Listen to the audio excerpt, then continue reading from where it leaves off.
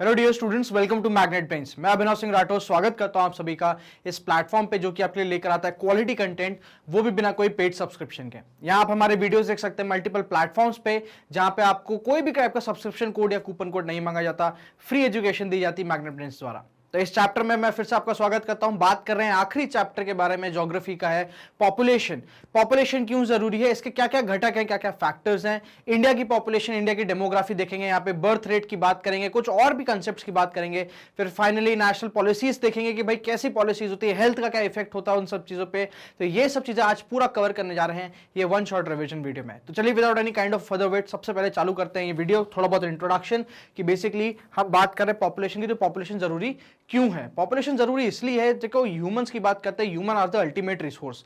ठीक है, ultimate resource है क्यों? क्योंकि वो बाकी रिसोर्सेज का यूज करके, उसको कन्वर्ट करके अल्टीमेटली उसकी यूटिलिटी में कन्वर्ट कर रहे हैं। फॉर इंस्टेंस अगर ह्यूमंस नहीं होते तो आयरन का क्या ही यूज था, राइट तो क्या हो रहा है, एक रॉ मटेरियल निकल रहा है, उसको कन्वर्ट करना, उसको प्रोसीजर, उसकी मैन्युफैक्चरिंग करना और फाइनली उसको एक कंज्यूमेबल प्रोडक्ट में बनाना, ये ह्यूमंस का काम है, ये ह्यूमंस की स्किल है, यही ह्यूमन रिसोर्स है। और तो और इस दुनिया में जितनी भी चीजें हैं उसकी वैल्यू तभी है, भले ही नेगेटिव हो या पॉजिटिव हो, जब वो ह्यूमन को इफेक्ट करता है या ह्यूमन पे कहीं ना कहीं लाइफ पे इंपैक्ट करता है। फॉर इंस्टेंस अगर हम बात करते हैं अर्थक्वेक के बारे में, तो अर्थक्वेक की भी इंपॉर्टेंस इसलिए है क्योंकि अल्टीमेटली वो ह्यूमन पे एक नेगेटिव इंपैक्ट कर रहा है, जान और माल का नुकसान हो रहा है। वहीं पे हम बात करते हैं रिसोर्सेज की भी, तो कोई एक पर्टिकुलर हम रिसोर्स तभी बोल रहे हैं जब वो ह्यूमन के काम आ रही है, तभी तो हम उसको रिसोर्स बोल रहे हैं, वरना उसको कौन रिसोर्स बोलता। भाई अगर हो सकता हो कि हमारे प्लैनेट पे एक ऐसा रेयर अर्थ मेटल पाया जा रहा हो जिसका फिलहाल के लिए कोई यूटिलिटी नहीं, कोई उपयोगिता नहीं है, उसको ना आप इंडस्ट्रीज में यूज कर सकते हो, ना आप उसको घर में यूज कर सकते हो, तो वो प्रैक्टिकली आपके लिए रिसोर्स है ही नहीं। वो हो सकता है फ्यूचर में जब टेक्नोलॉजी आए, चीजें बदले, तब वो पोटेंशियल रिसोर्स जो है वो एक एक्टिव में बदल जाए, बट स्टिल अगर कल्चरली वो एक्सेप्टेबल नहीं है तो वो रिसोर्स नहीं है। तो the people are important to develop the economy and the society.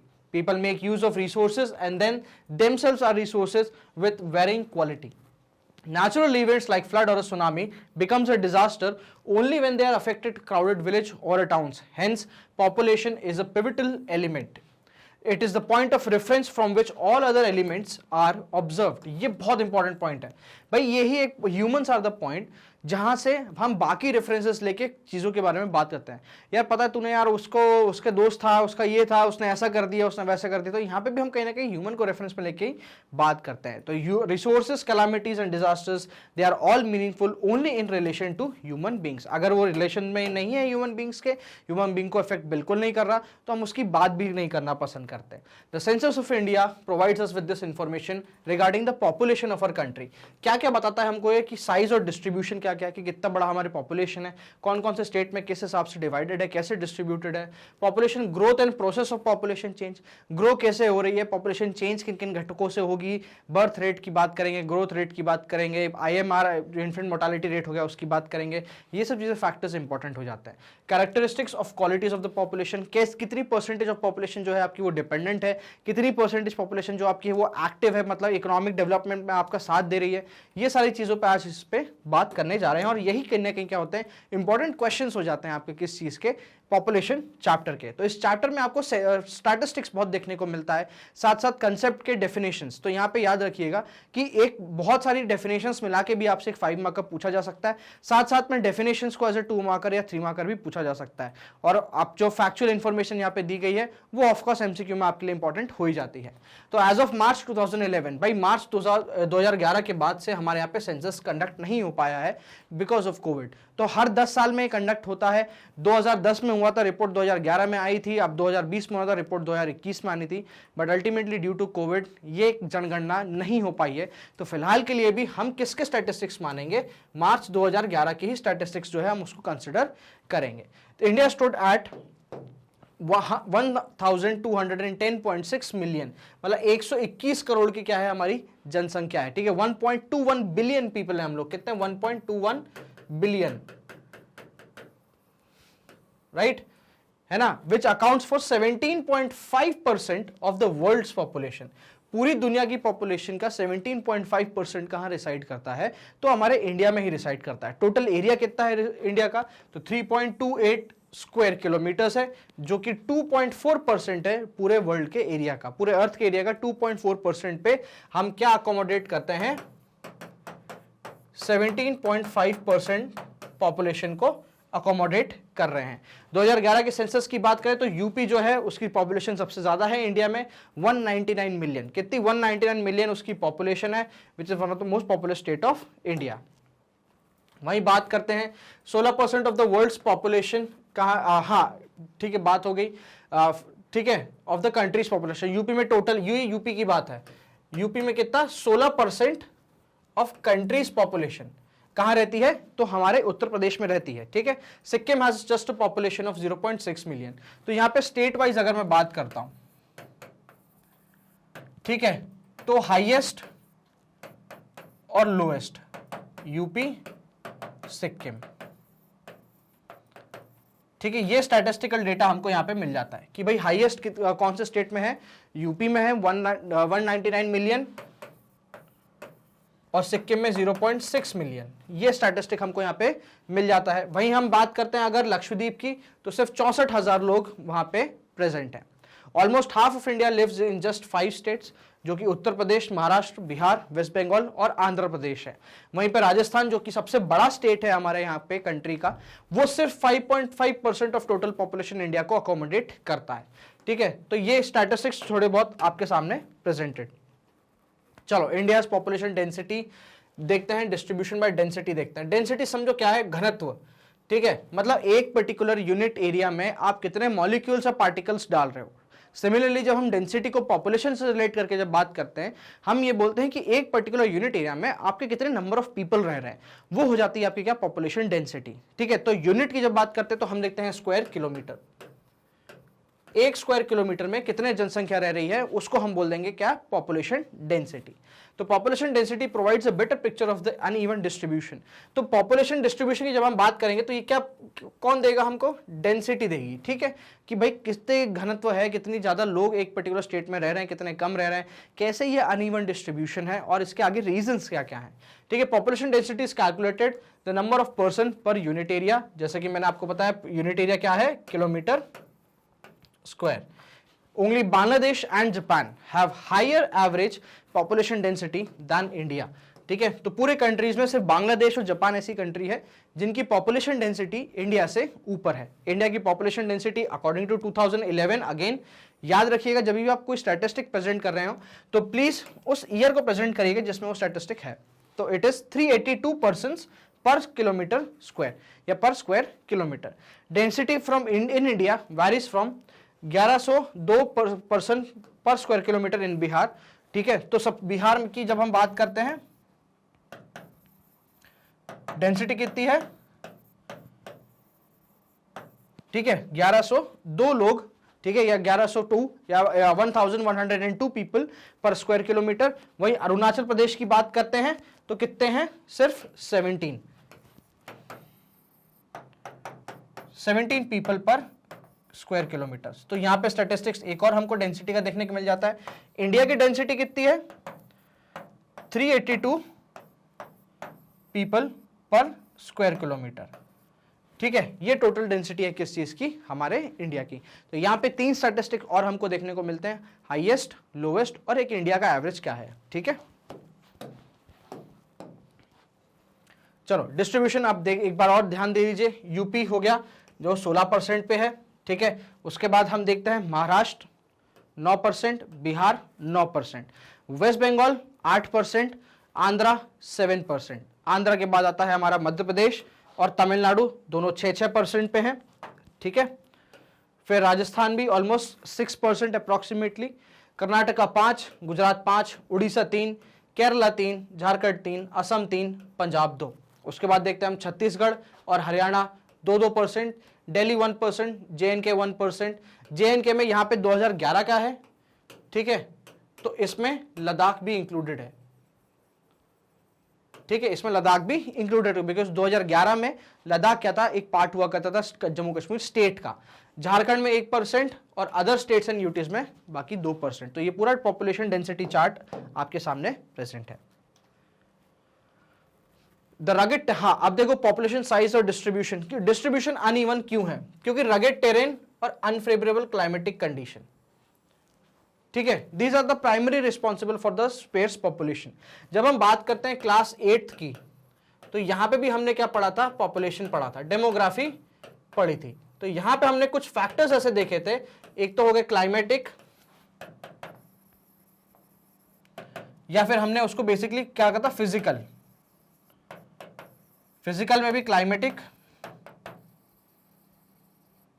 और topography.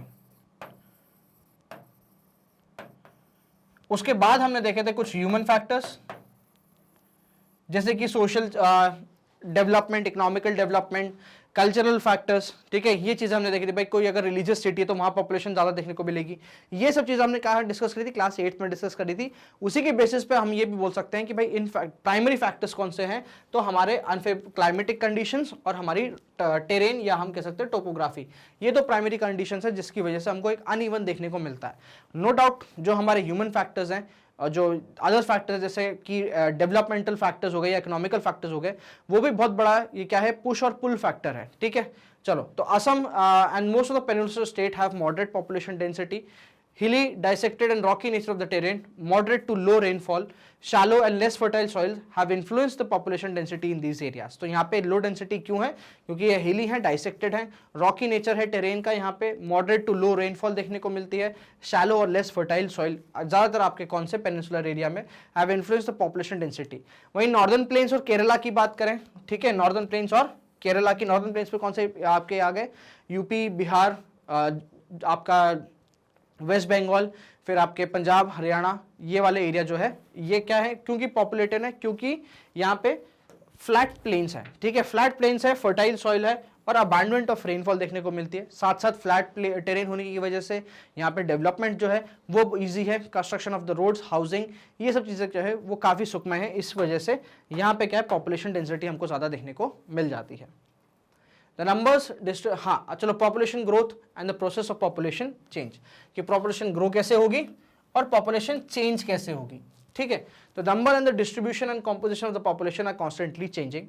This is the influence of interaction of 3 processes, पहला बर्थ, डेथ और माइग्रेशन, ठीक है। बर्थ डेथ के बीच में रिलेशन समझिए। अगर हमारा बर्थ रेट, फॉर इंस्टेंस अगर मैं कहता हूं हमारा बर्थ रेट कितना है, 10% है ना, वही मैं बोलता हूं कि हमारा डेथ रेट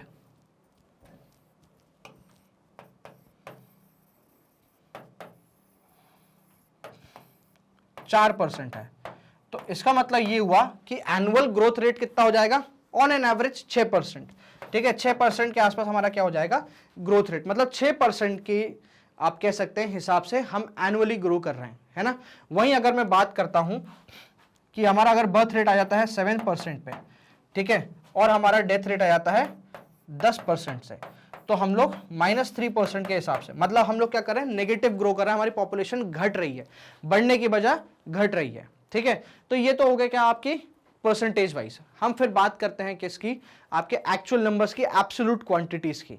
तो वहां पे ग्रोथ रेट के हिसाब से पर्टेनियस में हम लोग क्या निकाल लेते हैं, एक्चुअल नंबर्स निकाल लेते हैं। तो यही birth rate, death rate, migration. देखो माइग्रेशन क्या है, जब एक पर्सन जो है वो डिफरेंट सेक्टर सेगमेंट्स में मूव करता है। मूवमेंट कैसा होता है, rural to urban, developing countries to developed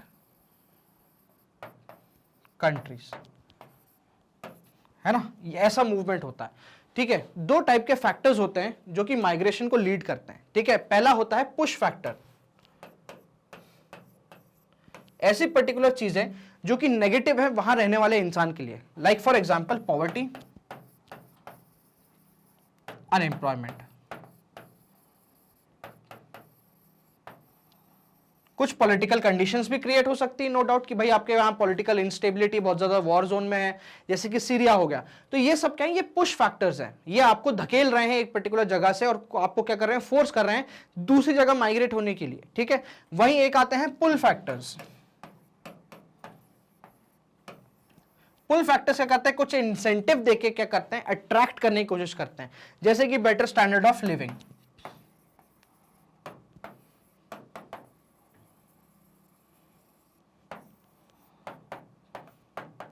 इसमें स्कूल, एजुकेशन, हेल्थ, ये फैसिलिटीज आ जाएंगी, एम्प्लॉयमेंट अपॉर्चुनिटीज होगी, डेवलपमेंट हो गया, ये सब क्या है, ये अट्रैक्ट करने वाली चीजें हैं, तो ये इनको क्या बोल देते हैं हम, पुल फैक्टर बोल देते हैं, ठीक है। तो माइग्रेशन को लीड करने वाली ये दो चीजें हैं, पुश फैक्टर्स और पुल फैक्टर्स। ज्यादातर हम देखते हैं रूरल टू अर्बन माइग्रेशन देखते हैं और डेवलपिंग टू डेवलप्ड माइग्रेशन देखा जाता है। चलिए, population growth. The growth of population refers to the change in number of inhabitants of a country or territory during a specific period of time. क्या बोल रहा है, growth of population का मतलब है change in the number of inhabitants of a territory or a country. मतलब उसमें रहने वाले लोग जो हैं उनके नंबर में चेंज, या तो ये पॉजिटिव चेंज हो सकता है या ये नेगेटिव चेंज हो सकता है, दोनों को हम क्या बोलेंगे, पॉपुलेशन ग्रोथ ही बोलेंगे। Such a change is express in two ways, in terms of absolute numbers, मतलब हम बात करते हैं कि भाई हाँ इतने करोड़ जनसंख्या, इतनी लाखों जनसंख्या, इतनी खरब अरब, ये ठीक है। तो हम यहाँ पे क्या कर रहे हैं, नंबर्स की बात कर रहे हैं, हम यहाँ क्वांटिटी की बात कर देते हैं, ठीक है। Absolute numbers are added each year और डेकेड, है ना, टू इंक्रीज, और sorry that is the magnitude of the increase, की एक्चुअल मैग्नीट्यूड कितना है वो हमको कहां से देखने को मिलता है, तो एब्सोल्यूट नंबर से देखने को ही मिलता है। कैसे ऑब्टेन करा जाता है, by simply subtracting the earlier population from the later population. जैसे इंस्टेंस फॉर एग्जांपल भाई 2010 के बाद कहां, 2020 में होनी थी, तो अगर मैग्नीट्यूड जानना है कि कितने नंबर ऑफ जनसंख्या बढ़ी है, तो 2010 की जनसंख्या में 2020 की जनसंख्या में से 2010 की जनसंख्या जब हम माइनस कर देंगे तो हमारे पास क्या आ जाएगा, ये एक एब्सोल्यूट नंबर आ जाएगा, एक मैग्नीट्यूड आ जाएगा ऑफ इंक्रीज या डिक्रीज, या जो भी चीज है।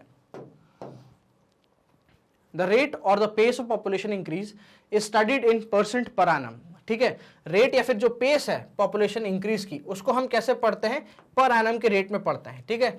जैसे कि 2% का इंक्रीज पर एनम का मतलब होता है पर ईयर, है ना। एब्सोल्यूट नंबर की जब हम बात कर रहे थे तो वो या तो पर ईयर हो सकता था या पर डेकेड, मतलब साल, पर ईयर मतलब एक साल, है ना। Depending upon the size of the population, size of the country, ये एब्सोल्यूट नंबर या तो 10 साल के लिए निकाले जाते हैं या 1 साल के लिए, ठीक है। This refers to annual growth rate. It is essential to realise that India has a very large population. When a low annual rate is applied to a very large population, it yields absolute increase, large increased absolute numbers. मतलब जब बात कर रहे हैं 121 करोड़, है ना, अगर इसमें आप 4% का भी क्या कर दो, ग्रोथ कर दो, तो परसेंटेज क्या है, परसेंटेज तो सिर्फ 4 है, 100% में से 4% है ना, मतलब बहुत छोटा फिगर है। बट जब हम इसका एक्चुअल फिगर निकालते हैं ना कि भाई 4% जो है 121 करोड़ का कितना होगा, तो वो एक्चुअल नंबर जो है वो करोड़ों में है, वो बहुत ज्यादा इंक्रीज है। तो इसलिए इंडिया के साथ दिक्कत ये होती है कि जरा सा भी जो चेंज है इंडिया में वो काफी इंपैक्ट क्रिएट कर देता है ऑन द माइक्रो लेवल। चलो, तो ये magnitude and the rate of India population का टेबल है। 51 में आप देख सकते हैं हमारी टोटल पॉपुलेशन कितनी थी, 361 मिलियन, है ना। एब्सोल्यूट इंक्रीज हमको कब देखने को, कितना देखने को मिलता है, तो 42.43 मिलियन लोगों का absolute increase, this is the number. और परसेंटेज ग्रोथ कितना है, 1.25। 1961 10 साल बाद की बात करते हैं, 439.2 मिलियन हमारी टोटल पॉपुलेशन, माइनस करने के बाद हमको क्या देखने को मिलता है, 78 मिलियन का बूस्ट देखने को मिलता है। परसेंटेज वाइज 1.96% पर आनम के बेसिस पे हमने ग्रो करा। 71 में 548.2, ठीक है, दोनों का डिफरेंस हमको 108 देखने को मिलता है, that is an annual growth rate of 2.20%। यहाँ 683, ठीक है, डिफरेंस देखने को मिलता है 135.17 मिलियन, एनुअल ग्रोथ रेट 2.22%, ठीक है। नेक्स्ट बात करते हैं 1991, 846.4, यहां से देखो ये क्या हुआ है, 163.09 का एब्सोल्यूट इंक्रीज हुआ है। बट अगर आप परसेंटेज वाइज देखो ना तो यहाँ पे थोड़ा आपको डिक्रीज देखने को मिलेगा। हालांकि ये इंडिकेट ये नहीं कर रहा है कि यहाँ पे क्या है कि बहुत ज्यादा डेथ हुई है या कुछ हुआ है, बस भाई सीधी सी कहानी है कि ये है तो ये भी क्या पॉजिटिव ही है ना, है तो ये भी पॉजिटिव ही, रेट बस कम हुआ है। तो यहां से हमको स्टेडीली रेट डाउन देखने को मिलता है 1.97, 1.64, जो कि 2011 की क्या थी, पॉपुलेशन की ग्रोथ रेट थी, है ना। तो ये जो लास्ट लाइन देख रहे हैं आप, ये अगेन आपके सामने क्या हो गया, एक फैक्चुअल डेटा प्रेजेंटेशन हो गया किस चीज का, आपके 2011 के सेंसस का, ठीक है। तो ये एक फैक्ट और फिगर हमको यहां से भी देखने को मिल जाता है। यहां पे इंपॉर्टेंट ईयर कौन कौन सा है आपका, 91, क्योंकि यहां से हमको क्या देखने को मिलता है, डिक्लाइन देखने को मिलता है 81, जहां पे हमको क्या मैक्सिमम पर एनम ग्रोथ देखने को मिलती है, ठीक है, और फाइनली 2011, ठीक है, जहां आपका करंट हमको 1.64% जो करंट स्टैटिस्टिक्स डे का ये मिलता है। चलो एक बार और फिर देख लो India population growth rate during 51 to 2011, तो 21.6, फिर ऊपर जाते हैं और अल्टीमेटली 91 के टाइम पे 1981 से 91 के टाइम पे हमको अब ये ग्राफ नीचे देखने को मिल जाता है। चलो ये अगेन इंडिया पॉपुलेशन है इन टर्म्स ऑफ एब्सोल्यूट फिगर्स, ठीक है, देख रहे हैं आप कैसा हाई ग्रोथ कर रहा है, एब्सोल्यूट फिगर्स में तो हाई ग्रोथ कर रहा है, बट ये डिक्लाइन शो करता है परसेंटेज में। When billion people increase even at a lower rate, the total number being added becomes very large. जैसा कि मैंने बोला कि जो परसेंटेज है वो भले ही कम हो सकता है, बट अल्टीमेटली इसका भी देखो 1.64% भी अगर आप किसका 1028.7 का निकालोगे, ठीक है, अल्टीमेटली ग्रोथ रेट आपको इतना देखने को मिल जाएगा। तो ये भी अपने आप में बहुत बड़ा नंबर है, ऐसा नहीं है कि छोटा नंबर है ना। 181 मिलियन लोग बढ़ गए हैं भाई साहब 10 साल में, ठीक है। The declining trend of the growth rate is indeed a positive indicator. Despite that, the total addition of the population continues to grow. भले ही हम रेट में डिक्लाइन देखने को देखते हैं 91 और उसके बाद से, but still total number of people जो है वो स्टिल अभी भी बढ़ रहे हैं। The process of population change, देखो आप प्रोसेस देखो, समझो कि पॉपुलेशन चेंज का और ग्रोथ का प्रोसेस क्या है, ठीक है। There are 3 main processes of the change, जैसे कि अपन ने देखा बर्थ रेट, डेथ रेट और माइग्रेशन। बर्थ रेट क्या होता है, a number of life birth per 1000 person in a year, ये ध्यान रखना इन अ ईयर की बात हो रही है आपसे, ठीक है। In India the birth rates have already been higher than the death rate. Death rate की बात करते हैं तो नंबर ऑफ डेथ पर 1000 पीपल इन अ ईयर, ठीक है। It is the main cause of growth of Indian population कि हमारा डेथ रेट जो है वो हमारा क्या है, कम है। Since 1981, the birth rates have also started declining gradually, resulting in gradual decline of the rate of population growth. The third component is migration. Migration is basically the movement of people across regions and territories. ठीक है, migration can be internal within the country, rural to urban, या फिर international मतलब developing to develop, that is between the countries. Internal migration does not change the size but it influences the density या distribution, ठीक है। Internal से क्या होगा, आपका जो पॉपुलेशन डिस्ट्रीब्यूशन है वो अफेक्ट करेगा। क्यों भाई, बिहार में जो है आपको डेंसिटी इतनी देखने को मिलती है और अरुणाचल में इतनी देखने को मिलती है, तो ये रीजन क्या है, ये इसी इंटरनल माइग्रेशन का रीजन है, ठीक है। इंटरनल माइग्रेशन की वजह से हमको ये पॉपुलेशन डेंसिटी में डिफरेंस देखने को मिल जाता है, ठीक है। It plays significant role in the change of composition and distribution of population. In India, migration have been from rural to urban areas. The push factors are the adverse condition, जैसे कि poverty, unemployment in the rural areas. Pull factors कैसे होते हैं, जैसे कि increased employment opportunities and better living conditions. Migration not only changes the population size, but also the population composition of urban and rural people in the terms of age, sex composition. चलो as composition देखते हैं, समझते हैं सबसे पहले as के difference के basis पे या क्या एक पॉपुलेशन के डिफरेंट काइंड ऑफ एस्पेक्ट्स हो सकते हैं। एज की बात करी जाए तो एज के हिसाब से हमारे पास चिल्ड्रन है विच आर बिलो 15 ईयर्स, हमारे पास वर्किंग एज है 15 साल से 59 ईयर्स की उसमें, फिर फाइनली हमारे पास एक डिपेंडेंट पॉपुलेशन है, ठीक है।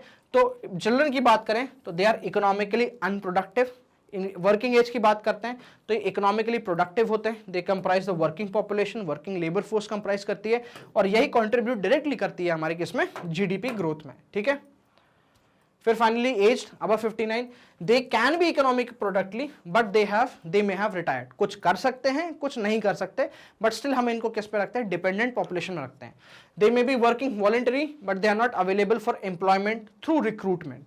The percentage of children and the age affect the dependency ratio because these groups are not producers. तो ultimately अगर ये दो ग्रुप जो है मतलब 0 से लेके 15 और 60 एंड अबव, ये किसको इन्फ्लुएंस करता है, आपकी वर्किंग पॉपुलेशन को, दैट इज फ्रॉम 15 टू 59, क्योंकि ये क्या है, ये डायरेक्टली और इनडायरेक्टली डिपेंड करते हैं आपकी वर्किंग पॉपुलेशन पे, इसलिए जो लोड है यहां पे काफी ज्यादा आ जाता है इस पर्टिकुलर एरा में। सेक्स रेशियो की बात करते हैं, it is defined as a number of females per 1000 males in a population. ये बहुत ही इंपॉर्टेंट सोशल फैक्टर है, ये दिखाता है हमको क्या, इक्वालिटी का मेजर कहीं ना कहीं हमको दिखवाता है बिटवीन मेल्स एंड फीमेल्स। ठीक है, चलो टोटल एज पर इंडिया का सेक्स रेशियो देख रहे हैं एज पर 1951 से लेके 2011 के तक। ठीक है, टोटल सेक्स रेशियो देखने को मिल रहा है हमको यहाँ पे।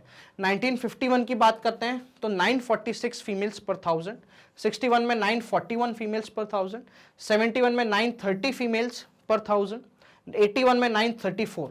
ठीक है, तो हमको यहाँ पे डिक्लाइन देखने को मिलता है, एक बूस्ट देखने को मिला 1981 में, फिर एकदम से कम देखने को मिलता है हमको कहां पे, आपके ईयर 91 में। तो ये बहुत इंपॉर्टेंट ईयर हो जाएगा आपके लिए, किसके, मल्टीपल चॉइस क्वेश्चन के बेसिस पे। 2001 में देखें थोड़ा बूस्ट देखने को मिलता है 933 वुमेन्स पर 1000, एंड फाइनली 2011 हमारा सेक्स रेशियो क्या है, 943 पर 1000 मेल्स। तो स्टैटिस्टिकली इंपॉर्टेंट आपके पास कौन कौन से हो जाते हैं, एक तो 1991 और 2011 हो जाते हैं। ठीक है, 1951 के टाइम पे भी आप क्या स्टैटिस्टिक्स एक बेसिक देख सकते हो कंपैरिजन के बेसिस पे। चलिए, लिटरेसी रेट, लिटरेसी रेट जो है बहुत इंपॉर्टेंट चीज है जो कि क्वालिटी ऑफ पॉपुलेशन को दर्शाता है।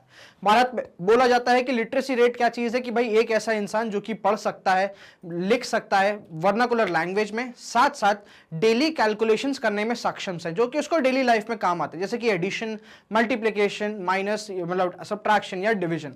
ऐसे इंसान को हम क्या बोलेंगे, लिटरेट बोलेंगे, ना कि कोई एक बेंच मार्क सेट करके कि 5वीं पास होना चाहिए, 10वीं पास या 8वीं पास।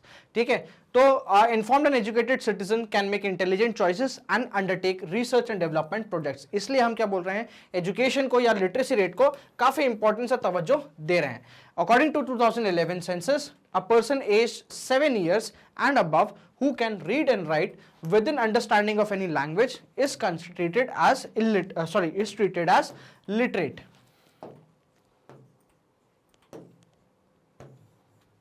चलिए, there has been a steady improvement in the literacy rate in 2011।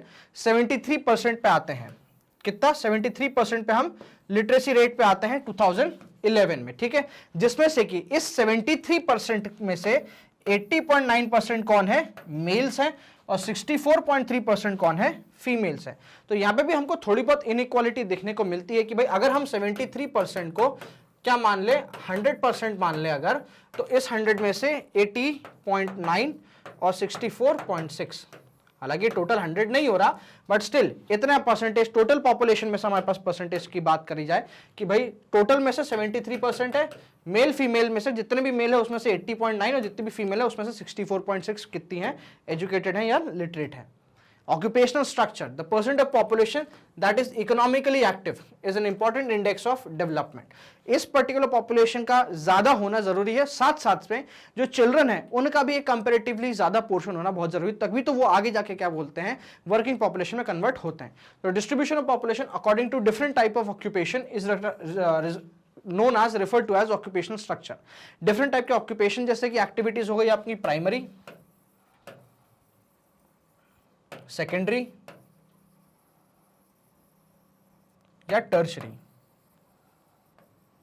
तो आपके भारत की पॉपुलेशन कितने परसेंटेज प्राइमरी में इन्वॉल्व है, ऑलमोस्ट 64% है ना, सेकेंडरी में इन्वॉल्व है या टर्शरी में इन्वॉल्व है। ऐसे स्ट्रक्चर को बेसिस पे जब हम बात करते हैं तो हम उसको बोल देते हैं क्या, ऑक्यूपेशनल स्ट्रक्चर, पॉपुलेशन का या आपके डेमोग्राफी का occupational structure. Developed nations have a high proportion of people in secondary and tertiary activities. Developing countries tend to have a higher proportion of their workforce engaged in primary activities। एक particular, जैसे for instance मैं बात करता हूं, अगर मैंने 1 kilo cotton उगाया और उसको मैंने बेच दिया 100 रुपए में, इसी 1 किलो कॉटन से 5 शर्ट बनी जो कि कितनी थी, 90 रुपीज पर शर्ट, टोटल कितनी हो गई, 450 रुपए। वहीं जब अल्टीमेटली जब क्या होगा, इन सबको बेचा जाएगा, ठीक है, जब इनको सेल करेंगे तो एक शर्ट की कॉस्ट अराउंड 110 रुपए रहेगी, टोटल कॉस्ट 550 रुपए।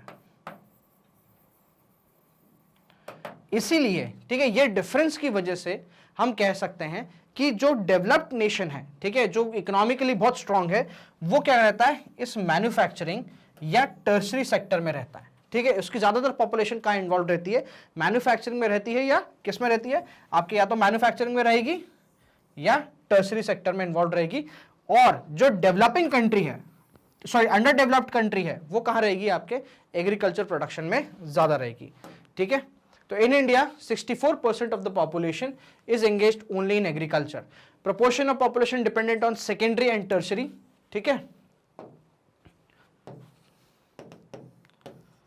Is about 13 and 20%। 13% का है सेकेंडरी में, 20% का है आपके टर्शरी में। चलो हेल्थ एक बहुत इंपॉर्टेंट पार्ट आ जाता है जो कि आपकी पॉपुलेशन की क्वालिटी को दर्शाता है, पॉपुलेशन कितना कंट्रीब्यूट कर पाएगी उस चीज को दर्शाता है। Important component of population composition which affects the process of development. Death rate, देखिए हेल्थ के दो फैक्टर हो जाएंगे, एक डेथ रेट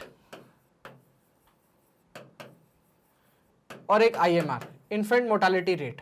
ठीक है, ये दो एस्पेक्ट से हम क्या जान सकते हैं, हमारी हेल्थ कंडीशन जान सकते हैं। ज्यादातर इंपॉर्टेंट कौन सा होता है इसमें, डेथ रेट। तो death rate have been declined from 25 per 1000 population in 1951 to 7.2 persons in 1000 population in 2011. So the life expectancy भी हमको देखने को इंक्रीज देखने को मिलती है भाई, 36.7 ईयर्स हुआ करती थी 1951 में, ठीक है, और वहीं 2011 में ये 67.9% देखने को मिलती है। इंप्रूवमेंट किसकी वजह से है, इंप्रूवमेंट इन पब्लिक हेल्थ, ठीक है, प्रिवेंशन ऑफ इन्फेक्शियस डिजीजेस, ठीक है, and application of modern medical practices and diagnosis and treatment of elements. इनकी वजह से मेडिकल साइंसेस के डेवलपमेंट की वजह से हमको क्या इंपैक्ट देखने को मिलता है, लाइफ एक्सपेक्टेंसी में इंक्रीज देखने को मिलता है, साथ साथ डेथ रेट में भी हमको डिक्रीज देखने को मिलता है। Major concern for India is the per capita calorie consumption. No doubt हमारी हेल्थ फैसिलिटीज हो सकता हो वर्ल्ड की टॉप की नहीं हो, बट अबव एवरेज तो हम प्रोवाइड कर ही रहे हैं सब चीजों को। हमारे यहाँ पे कंसर्न क्या है कि कैलोरी रिक्वायरमेंट जितनी है उतना हम लोग कंज्यूम नहीं करते हैं। मैल न्यूट्रिशन जो है एक बहुत इंपॉर्टेंट प्रॉब्लम पड़ जाती है, खासकर की प्रेग्नेंट वुमेन्स में और छोटे बच्चों में। It is much below the recommended level and malnutrition affects a large percentage of population. Safe drinking water and basic sanitization amenities are available only to 1/3 of the rural population. चलिए adolescent population, ये वाली आपकी जो population है ये बहुत significant है किसी कोई अपने खास करके इंडिया की पॉपुलेशन के हिसाब से देखा जाए, और इंडिया की पॉपुलेशन को जब हम कंपेयर करते हैं बाकी वर्ल्ड पॉपुलेशन से, it constitute 1/5 of the total population of India, ठीक है, जो कि आपकी 10 से 19 साल की उम्र की है। ठीक है, 10 से 19 साल की उम्र की क्या है, 1/5 है हमारी टोटल, ठीक है, which is a very good sign, a healthy sign in terms of population. These are the most resource of the most important resource of the future. चलो, नेशनल पॉपुलेशन पॉलिसी, एक पॉलिसी अपनाई गई है population की तरफ ध्यान रखते हुए कि ज्यादा ओवर बूस्ट नहीं हो और हम क्या करें, कंटिन्यूअसली प्रॉस्परस ग्रोथ की ओर चलते जाएं। तो recognising the planning of families would improve individual health and welfare, government of India initiated a comprehensive family planning programme in the year 1952। ठीक है, the family welfare programme was sought to promote responsibility and planned parenthood on a voluntary basis.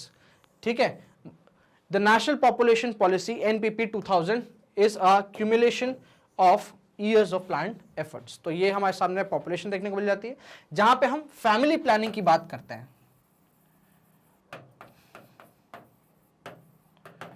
है ना। हम देखते हैं कि भाई कितने बच्चे हो चाहिए ताकि वो एक फीमेल की हेल्थ पे भी अफेक्ट नहीं करें, साथ साथ कितनी पॉपुलेशन के हिसाब से हमारे पास बच्चे ज़्यादा नहीं हो, भाई ज़बरदस्ती आपको 10-12 बच्चे करने की कोई ज़रूरत नहीं है, 2 आर क्वाइट इनफ, कोई दिक्कत नहीं है उनमें। फीमेल्स को एजुकेशन में बढ़ावा, उनके बर्थ रेट में इंक्रीज देखने को मिलता है। तो ये सारी चीज़ें एस्पेक्ट जो है ये हो जाती हैं आपकी किसकी, नेशनल पॉपुलेशन पॉलिसी की। The NPP 2000 provides a policy framework for imparting free and compulsory school education up to 14 years of age. ये आ जाता है आपका right to education, Article 21A। ठीक है, reducing infant mortality rate to below 30 per 1000 live birth। ठीक है, infant mortality rate समझो क्या है, एक पर्टिकुलर शिशु जब पैदा होता है तो विद इन ईयर उन, जैसे फॉर इंस्टेंस टोटल कंट्री में 1000 बच्चे पैदा हुए, इसमें से अगर 40 जो है वो विद इन किसी एलिमेंट की वजह से डेथ हो जाती है अगर उनकी, तो एस रेट को हम बोलते हैं इन्फेंट मोर्टालिटी रेट, ठीक है।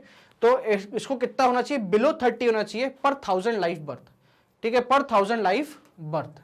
Achieving universal immunisation of children against all vaccine preventable diseases, जैसे कि आप जानते हैं छोटे बच्चे होते हैं उनको वैक्सीन लगाई जाती हैं बहुत सारी, पोलियो वगैरह। पोलियो आज की डेट में इरेडिकेट हो चुका है, इंडिया से सर्टिफिकेट मिल चुका है। Making family welfare a people centred programme, ये है ऑब्जेक्टिव किसका, आपकी नेशनल पॉपुलेशन पॉलिसी 2000 का। तो ये था आपके सामने पूरा one shot revision about population chapter. Population में क्या है, कैसी डेंसिटी है, हमने कुछ स्टैटिस्टिक्स देखे, साथ साथ में हमने बात करी वेरियस डेफिनेशंस की जो कि पॉपुलेशन चेंज को इफेक्ट करेंगी, birth rate, death rate, migration के पुल फैक्टर्स, पुश फैक्टर्स, और साथ साथ हमने बात करी इसको इम्पैक्ट करने वाले, क्वालिटी को इम्पैक्ट करने वाले लिटरेरी आपकी जो आपकी वो हो जाती हैं परसेंटेज हो जाती है, रेट ऑफ लिटरेसी, साथ साथ में हेल्थ और हमारी नेशनल पॉपुलेशन पॉलिसी। इसी तरीके कॉम्प्रिहेंसिव वीडियोस के लिए आप बने रहिए मैग्नेट ब्रेन्स पे, जो कि आपको प्रोवाइड कराता है एब्सोल्युटली फ्री, 100% फ्री आपकी क्या एजुकेशन। आप हमको सब्सक्राइब करें हमारे यूट्यूब चैनल पे, और हमारे रेगुलर अपडेट्स के लिए प्लीज बेल आइकन दबाएं, शेयर करें इस वीडियो को अगर आपने कुछ नया सीखा हो, साथ साथ give this video big thumbs up, follow us on our social media platforms जो कि हैं इंस्टाग्राम, फेसबुक, टेलीग्राम और ट्विटर पे। Till then keep watching Magnet brains.